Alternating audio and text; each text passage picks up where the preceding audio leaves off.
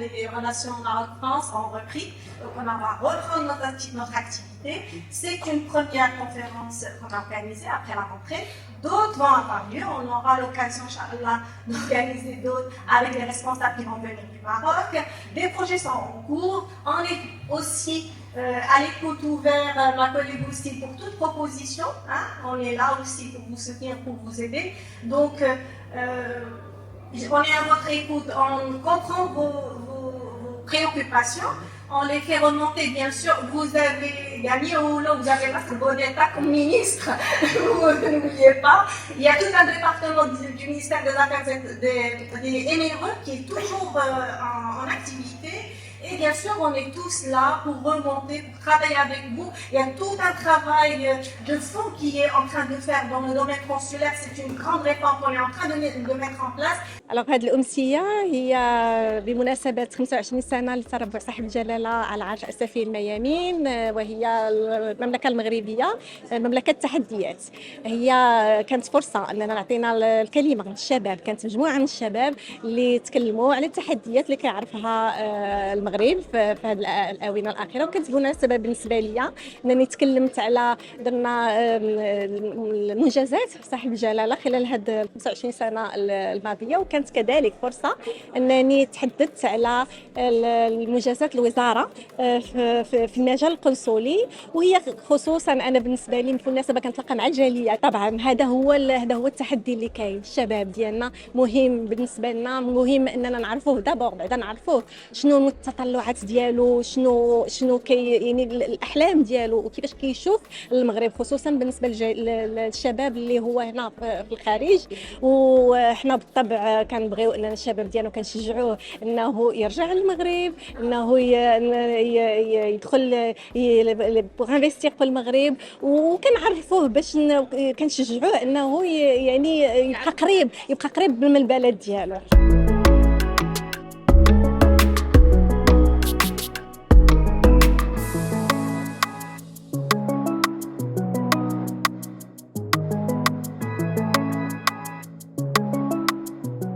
Aujourd'hui, samedi 12 octobre, nous sommes rendus à la Maison du Maroc, si chère à nos cœurs et à notre histoire marocaine riche et plurielle, pour une conférence atypique qui parle des défis du Maroc d'aujourd'hui et de demain et de toujours. Animée par M. Yassine El Attioui et Madame la Consul Générale de Paris, Madame Nada Bekhali, qu'on remercie vivement pour cette journée qui a pu nous permettre de se retrouver encore une fois avec des parcours riches, divers et assez variés, qui nous donne aussi une image de cette multiculture marocaine riche, dynamique, puissante. Pourquoi ? Parce que ce qui fait demain se bâtit aujourd'hui. Aujourd'hui, nous avons eu des parcours enrichissants d'entrepreneurs, de chercheurs, de sociologues, de différents horizons qui mettent aussi en lumière ce que peut devenir, ce que deviendra le Maroc de demain avec son ouverture au monde. Comme le disait Sa Majesté Hassan II, le Maroc prend ses racines en Afrique et ses fleurs en Europe.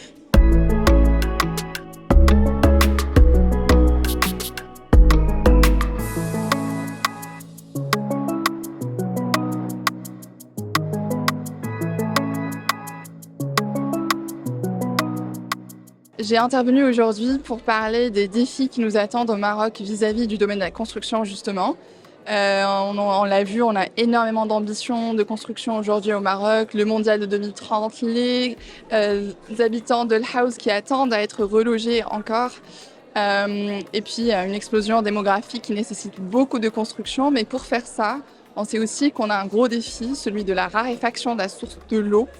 On a beaucoup de sécheresse, il nous manque de l'eau et puis de la matière aussi, du sable qu'on utilise énormément, jusqu'à 30 millions de tonnes de sable qu'on utilise par an et qu'on extrait des côtes marocaines pour faire le béton qui finalement a un bilan carbone assez négatif sur la construction au Maroc et n'offre pas nécessairement le confort thermique que recherchent donc les habitants, que ce soit l'été ou l'hiver.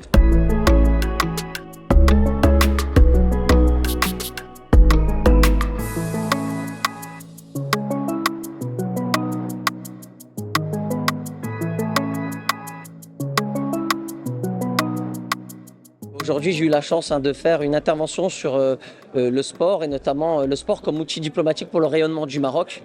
Donc voilà, c'est un thème qui est particulièrement évocateur parce qu'il reflète vraiment l'essence même de l'histoire du Maroc. C'est une histoire marquée par des réalisations, des ambitions et surtout sous la houlette éclairée de Sa Majesté le roi Mohamed VI.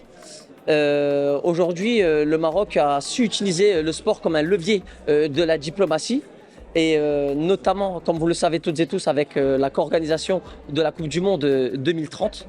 Et l'objectif de mon intervention, c'était vraiment de voir d'où vient cette envie du Maroc finalement de miser sur la diplomatie sportive pour s'imposer comme un pays important sur la scène internationale et aussi l'importance qu'a insufflé feu Sa Majesté Hassan II ainsi que Sa Majesté Mohamed VI.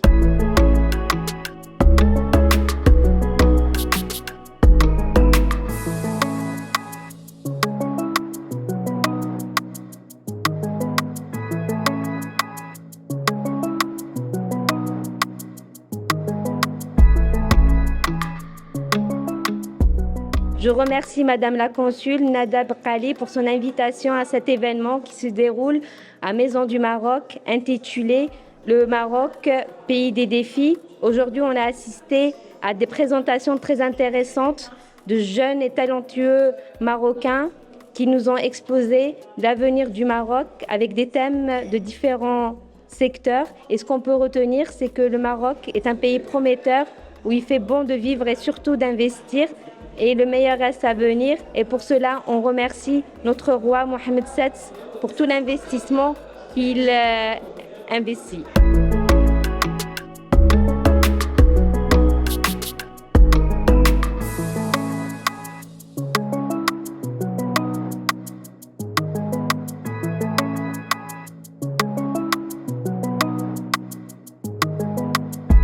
Donc bonjour, moi c'est Sonia Koudry. Je suis présente aujourd'hui car je suis collaboratrice du livre La France tu l'aimes mais tu la quittes, qui est une enquête sur la diaspora franco-musulmane. Et j'ai parlé aujourd'hui de la diaspora franco-musulmane qui s'installe particulièrement au Maroc, car le Maroc est devenu ces dernières années un choix d'exception parmi les destinations d'expatriation.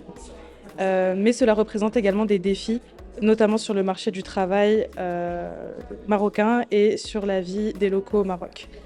Donc voilà, c'était un plaisir pour moi d'intervenir aujourd'hui et c'est un plaisir également de me retrouver parmi les franco-marocains de la jeunesse franco-marocaine qui sont éduqués, qui sont brillants et avec qui j'ai la chance vraiment d'intervenir pendant cet événement extrêmement spécial.